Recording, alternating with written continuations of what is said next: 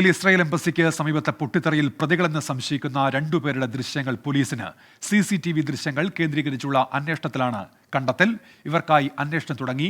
ആക്രമണത്തിൽ ഭീകരാക്രമണ സാധ്യത തള്ളാതെ ഇസ്രായേൽ ഇന്ത്യയിലുള്ള പൗരന്മാർക്ക് ജാഗ്രതാ നിർദ്ദേശം നൽകി. തീവ്രത കുറഞ്ഞ പൊട്ടിത്തെറി എന്നാണ് ഡൽഹി പോലീസിന്റെ നിഗമനം. നിതിൻ അംബുജൻ ഇപ്പോൾ വിവരങ്ങളുമായി ഡൽഹിയിൽ നിന്ന് ചേരുന്നുണ്ട്. നിതിൻ, ഇത് ഇന്നലെ ഉണ്ടായൊരു പൊട്ടിത്തെറിയാണല്ലോ, പക്ഷേ പരിശോധനയൊക്കെ നടന്നു, ഒന്നും കണ്ടെത്തിയില്ല എന്നാണ് ഇന്നലെ വന്ന വാർത്ത. ഇപ്പോൾ എന്താണ് പുതിയ വിവരങ്ങൾ, നിതിൻ?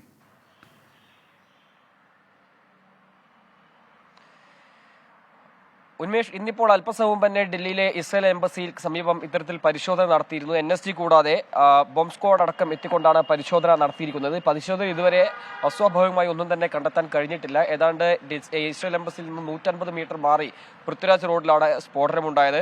അവിടെ ഇപ്പോൾ വലിയ സുരക്ഷാ ക്രമീകരണങ്ങൾ ഒരുക്കിയിട്ടുണ്ട്. ഇപ്പോൾ അന്വേഷണം പുരോഗമിക്കുകയാണ്. സമീപത്തെ CCTV ദൃശ്യങ്ങൾ കേന്ദ്രീകരിച്ചുള്ള അന്വേഷണമാണ് ഇപ്പോൾ തുടരുന്നത്.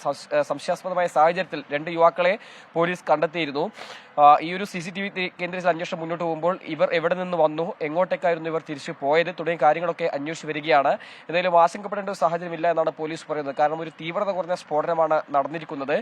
അതോടൊപ്പം തന്നെ ഈ സ്ഫോടനം പൊട്ടിത്തെറിയുണ്ടായ സ്ഥലത്ത് നിന്നും പതാകയും ഒരു കത്തും കിട്ടിയിട്ടുണ്ട്. ഈ കത്തിൽ പലസ്തീൻ വിഷയമാണ് ഉന്നയിച്ചിരിക്കുന്നത്. അസഭ്യം നിറഞ്ഞ ഒരു ഭാഷയിലാണ് ഇസ്രായേൽ അംബാസിഡറെ അഭിസംബോധന ചെയ്ത ആ കത്തുള്ളത്.